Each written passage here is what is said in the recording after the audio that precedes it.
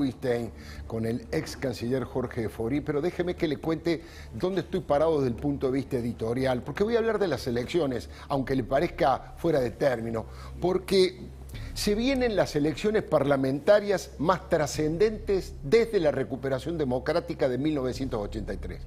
Como pocas veces los argentinos nos vamos a enfrentar a un dilema de vida o muerte del sistema institucional. Esta vez no se van a elegir solamente diputados y senadores. En esta ocasión, los ciudadanos tendremos que optar entre dos modelos de país: el chavismo K o la República Democrática. Yo diría que casi le importan los candidatos. Bueno, por supuesto que suma que las listas opositoras se confeccionen con los mejores dirigentes, con los más valientes, prestigiosos y eficientes, pero la gran batalla es en defensa de los valores. Según Joe Biden, el presidente norteamericano, la dicotomía de estos tiempos de cólera es entre democracia o autocracia.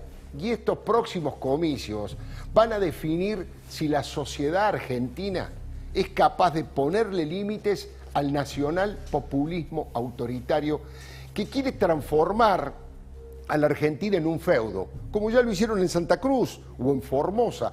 Todos los días vemos cómo el gobierno de los Fernández profundiza su fracaso en todos los planos y cómo radicaliza su discurso para ocultar el desastre que hicieron. Hablo del horror de los muertos, que en pocos días llegaremos lamentablemente a 70.000, de los testeos que son muy pocos, de la falta de vacunas, de las aplicaciones que son muy lentas y utilizadas políticamente, y de los traficantes de vacunas como Carlos Zanini, que nos enrostraron su orgullo por cometer delitos. Eso se llama hecatombe sanitaria.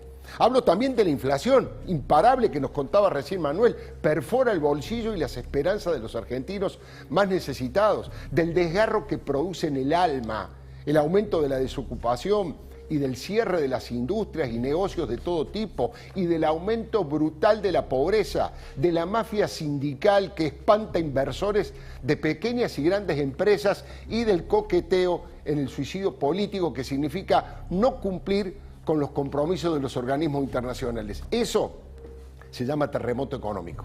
Mire, el gobierno de los Fernández hizo todo mal. Casi no tienen éxitos para exhibir, por eso van a cargar la campaña electoral de chicanas, intolerantes, de actitudes agresivas. Las encuestas más variadas demuestran una caída muy fuerte de la imagen positiva, tanto del presidente como de su jefa. La desilusión avanza incluso entre los que los votaron y en territorios casi cautivos, como fue históricamente el conurbano bonaerense. Mire, amplios sectores que han sido empujados a la miseria han vuelto al trueque y se potencian los comederos populares.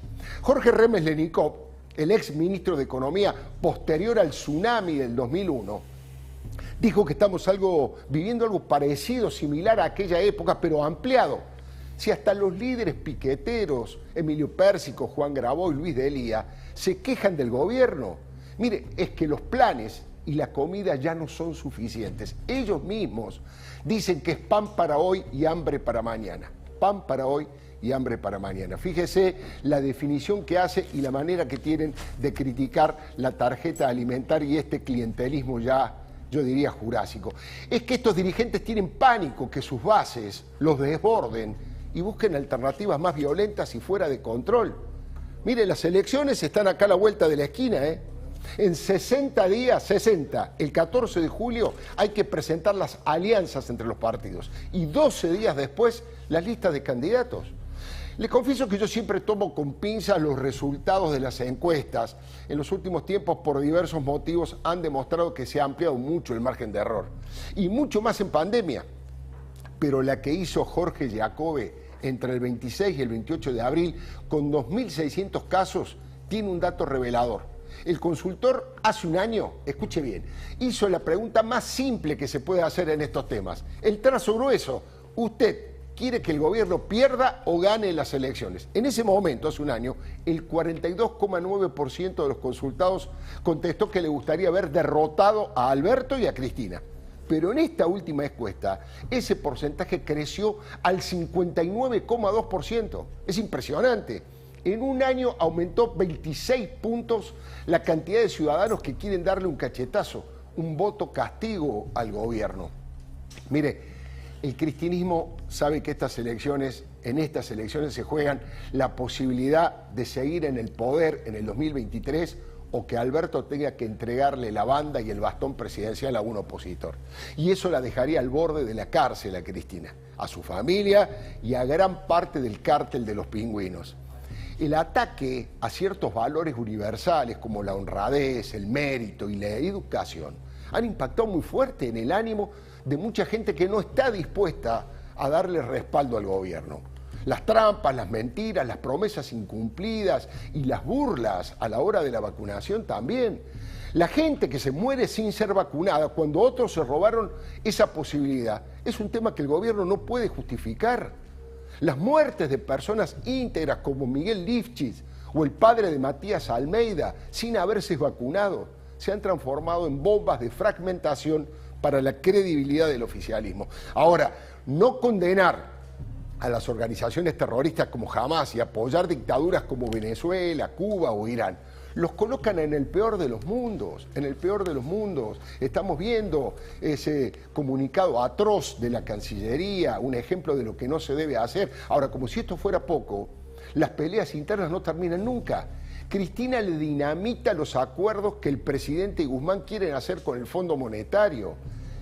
Y los más radicalizados, atentos, proponen aumentar las retenciones a la soja y el maíz y estatizar la hidrovía y las empresas de servicios.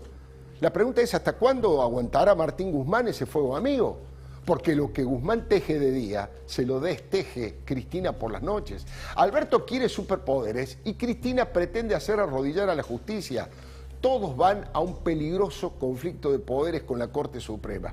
Hoy mismo, se lo comentaba Eduardo, el presunto Guado de Pedro, el presunto moderado, arremetió contra la Corte y los desafió a que propongan una reforma si no les gusta la Constitución y los acusó de ser funcionales a los intereses de la oposición porque, según él, son un contrapeso del voto popular. Tal vez el ministro de la Cámpora esté ofuscado porque el periodismo descubrió su vinculación con algunos personajes oscuros que armaron ese centro de hisopados truchos en Ezeiza.